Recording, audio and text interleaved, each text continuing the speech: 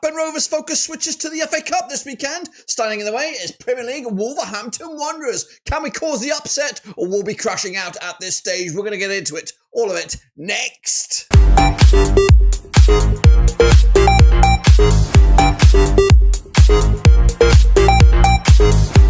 That's right, folks. Back once again with another preview. Looking forward to Blackburn Rovers taking the Wolves in the FA Cup. That's right.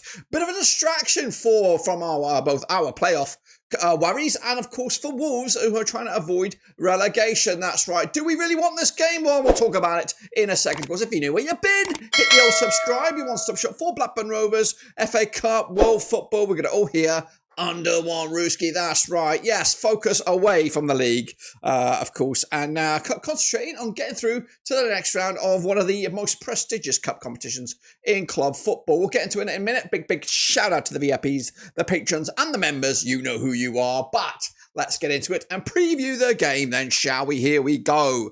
Looking forward to Rovers against Wolves at Ewood Park. It's like old school back in the day. Can we be back in the day in the Premier League, or was it back? Oh, actually, will this be a fixture we'll have next season with Wolves possibly on the brink of a relegation, or us perhaps maybe somehow getting promoted? I doubt it's the latter one, but anyway, let's take a look at the game then under the microscope. We have played each other 21 times since the year 2000. Rovers winning 6 of them, Wolves winning 7 of them. There's been 8 draws between the sides. Both sides come into in pretty shitty form. Rovers losing 4 of the last 6, as do Wolves. Rovers do have a 5-1 win on our record against Wolves, scoring 29 goals in those 21 games, 1.38 goals a game on average, compared to that of Wolves. They do have a 3-1 win on their record, scoring 25 goals in 21 games, 1.19 goals a game. Our last home win against Wolves was way back in 2010, and during the last 10 metres, Rovers at home, Blackburn only won 4 of them. And there's been 2 draws, while Wolves have won 4 as well. Goal difference is 16-10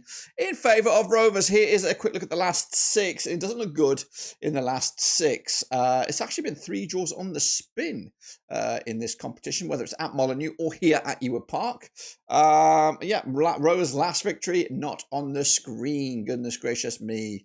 Some names from yesteryear: Craig Conway, Sam Gallagher, Jordan Rhodes, Bakary Sacco there. A couple of goals there for him in that one. Moving forward, last 6 at Ewood is not great either. Coming into on the back of a draw last time around back in October 2016.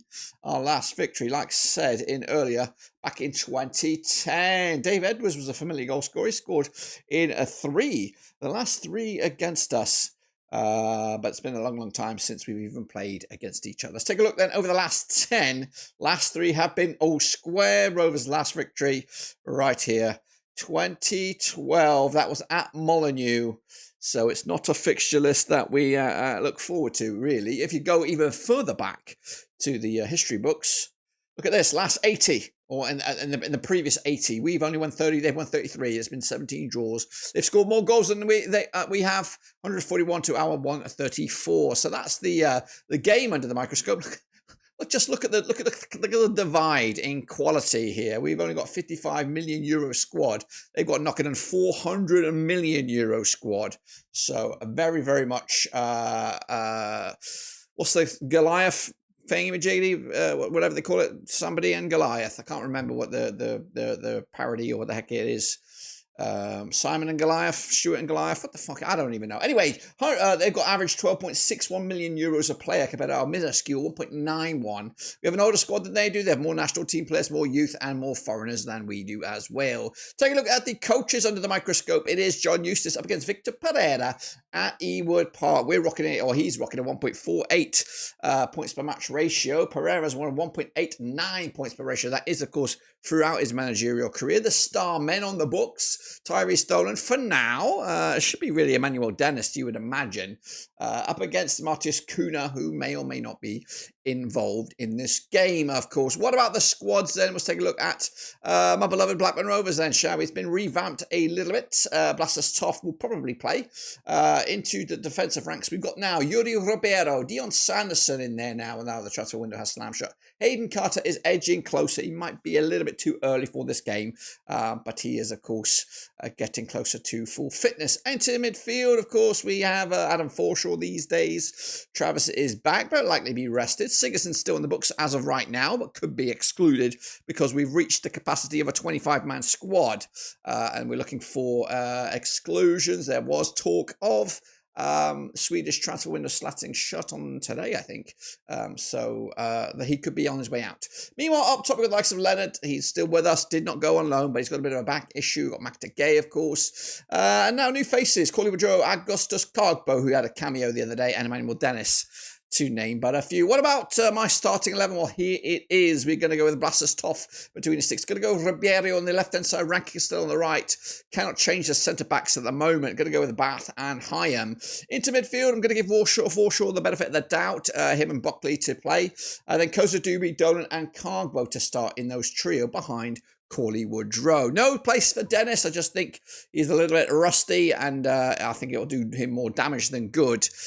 Maybe a cameo from the bench, perhaps. No Dion Sanson, I believe he's cup-tied. Resting the likes of Travis McTagay, and other key members of the pack. Well, that's Rovers. What about our opposition then? Let's take a look at Wolverhampton Wanderers. That's right. Jose Sarr will probably be rested. Then, of course, it's a coin flip. Sammy Johnstone and David Bentley. It was Johnstone last time around. Into the defensive ranks, they got some real good deal players there. Matt Doherty being one.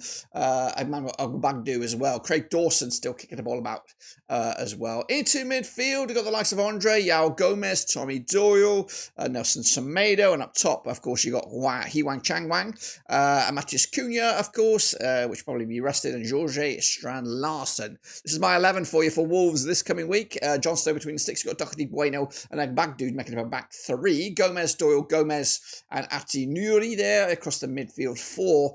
Huang Hee Chan, Strand Larsen, and Guedas will be my trio that I think will be playing this coming match day. Let's take a look then at the key players for both Wolves and Rovers, starting with Rovers on the left-hand side.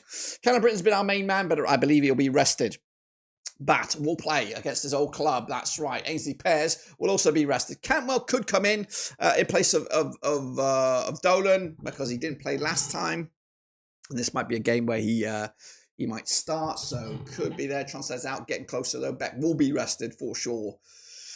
And then Travis also should be rested because he is, we're just a different team with him in the squad. As for Wolves, Kuno should be rested. Doherty will play. Amayaz Lamina will be arrested as well. And yeah, just take your pick, really.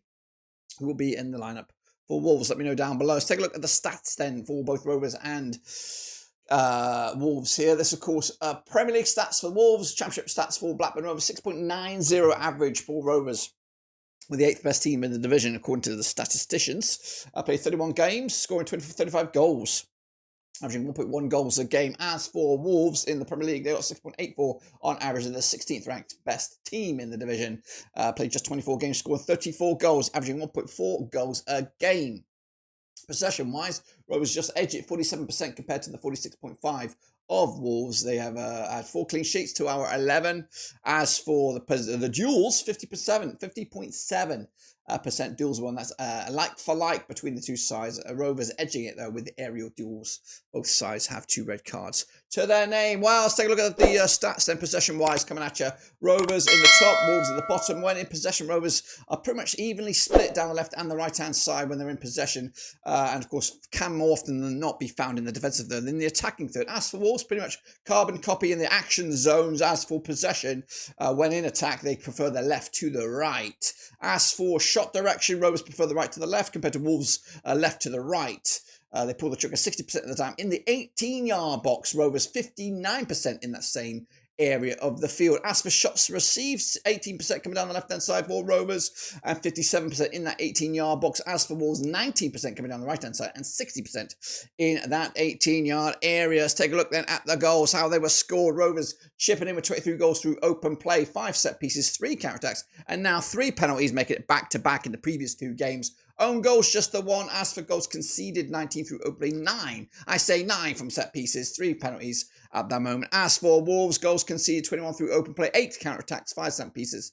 Goals conceded, though, 24 through open play, 17 from set pieces. A very, very a major flaw in their armour there. They've given away 5 penalties which have been converted, 3 counter-attacks and 3 own goals. That is right. So that's the tail of the tape. What about Rovers heading into this one? Well, we're coming into this on the back of a defeat to QPR. It's actually been 1 win in the last 5 games. Not great.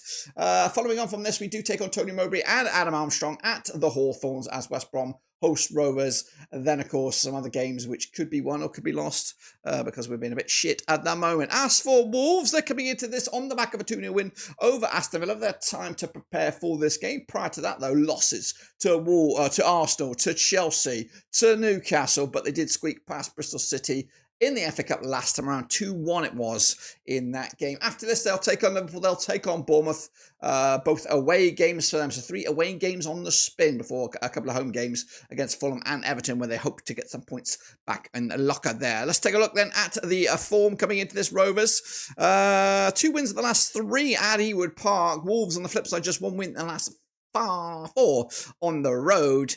And of course, the table is nothing. You don't really want to look at the table because that doesn't apply to this. But what does apply is the other FA Cup games. Well, these are those. It all kicks off. Friday is Manchester United against Leicester. Into Saturday, the early kickoffs, the Leyton Orient against Man City, Leeds against Millwall. Then the regular kickoffs, Coventry, Ipswich, Preston, Wickham, Stoke, Cardiff, Southampton, Burnley, Everton, Bournemouth. We have Wigan, Fulham. Late kickoffs, we have Birmingham up against Newcastle. Late kickoff, we have Brighton against Chelsea. Into Sunday, all eyes on Rovers, of course, taking the Wolves at Ewood Park. I will be here with the watch along, so come and join me if you've got nothing else to do. Then it's the Green Army. They took Liverpool over down the coast there. Spurs go to Villa, game of the round, really. And then Doncaster against Crystal Palace on Monday, followed by Exeter against Forest on a Tuesday night.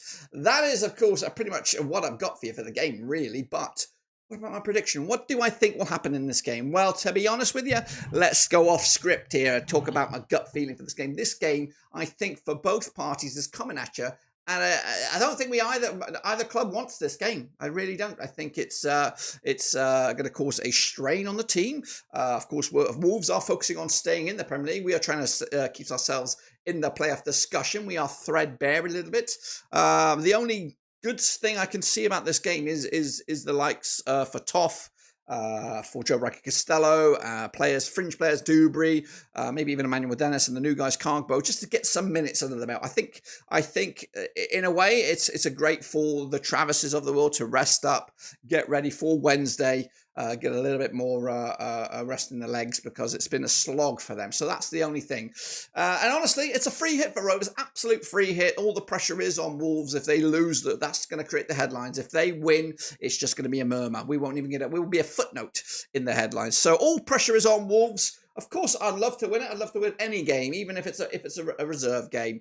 But if I'm going to be completely honest with you, Wolves just have too much quality. Our backup squad, because what should be a backup squad for this game, is not good enough. So I do anticipate us to lose this game, whether it's in 90 minutes or beyond. I'm going to go with a 2-1 win for Wolves. And that will end our FA Cup exploits. It'll make Wolves continue, and you just don't know. For Wolves, they might progress deep in this competition, maybe get to the quarterfinals, and who bloody knows. So yeah, it's one of those free hits. Of course, another win, morale booster, and of course, then that will roll into Wednesday's game against West Bromwich Albion. But realistically, just get it over with, focus on the league, and hopefully climb the table. That's it, guys. Subscribe, smash the like. See you later whenever I return. But until then, we are done.